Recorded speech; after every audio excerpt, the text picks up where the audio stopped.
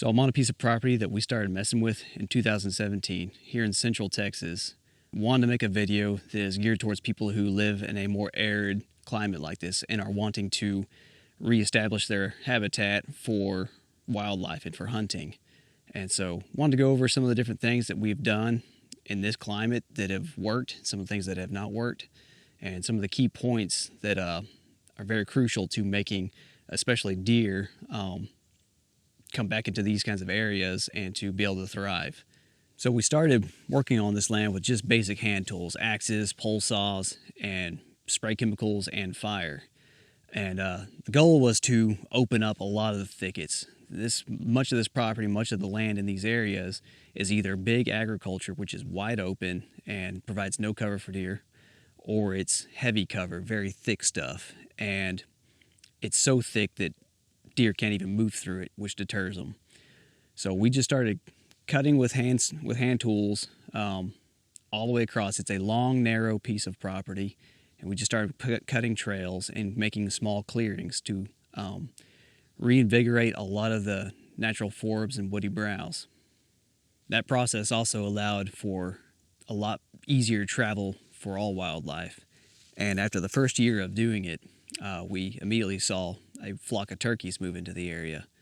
And they were out in the area. This field that was burned, it was burned a little bit too much, more than what we wanted. But yeah, it brought in turkeys, and it was an immediate result that we saw. So once we were able to get those clearings established, make paths and easy flow of motion for all wildlife through the property, the next line of business was really to tackle water supply. There's no ponds out here, and we are in Central Texas, which gets very dry. And so if there are stock ponds, they typically dry out in the summertime. So it's very important for us to maintain a constant water source somewhere, somehow. Our initial idea was to get water holes dug and put in, and we were working on doing that when beavers dammed up a creek on the property and created the water supply that we were looking for naturally. Now, even with that beaver dam creating a constant water supply on the creek bottom here on the property, we went ahead and put in some water holes, which was a good thing because we had a very rough summer last year, and that creek bottom dried up anyways, and the beaver moved on. We were able to continue to supply the wildlife with water, just bringing it out with a pickup truck and refilling the water holes whenever they went dry. Now, I mentioned earlier, after that first year, we saw immediate results. We saw turkeys out here. There's always been rabbits, a good rabbit population out here. They're fun to hunt and everything. But after a few years of working on this habitat, we kind of concluded that we were never going to see deer here, that farmers in the area are poaching them, or that the population had just moved on and was gone. But after about 3 years of working on this, and after having that constant water supply, we finally saw our first doe out here who was pregnant and who eventually came to term and gave birth to that fawn on the property. And that really brought our hopes back up. Now, of course, having a doe on the property meant that in the rut, bucks would come onto the property. And sure enough, we had 2 bucks show up. One of them was a good 2.5-year-old who's got some good potential. We might end up hunting him next year. We'll see. That's if he survives the winter and summer. And another 1.5-year-old, which is very exciting. Seeing deer show up on the property all within a few years of beginning all this work really confirmed that it's a good practice. So if you're working on a piece of habitat that's in a more arid region like this, it's pretty well confirmed that if there's no water in the area, you're not going to be able to hold deer or much wildlife for that matter. That's going to be critical. Get a water supply going somehow. Water holes are great. You're going to want to have multiple water holes, because if you have one central area, there's a much higher probability of wildlife being predated on that one spot. So if you can have multiple areas where they can spread out and get to water, that's going to be very crucial to their survival. Next up is going to be their food sources and mobility access, for them to be able to walk from food to water to bedding and still have escape routes and not run into a wall of brush or briars and be able to maneuver through it. Now, in regards to food sources, we use feeders here. We've got 3 of them set up, just throwing corn, and that's just kind of an attraction. It's not a food source. It's not going to supply them with all the nutrients that deer particularly will need to survive, but it'll at least attract them to the area.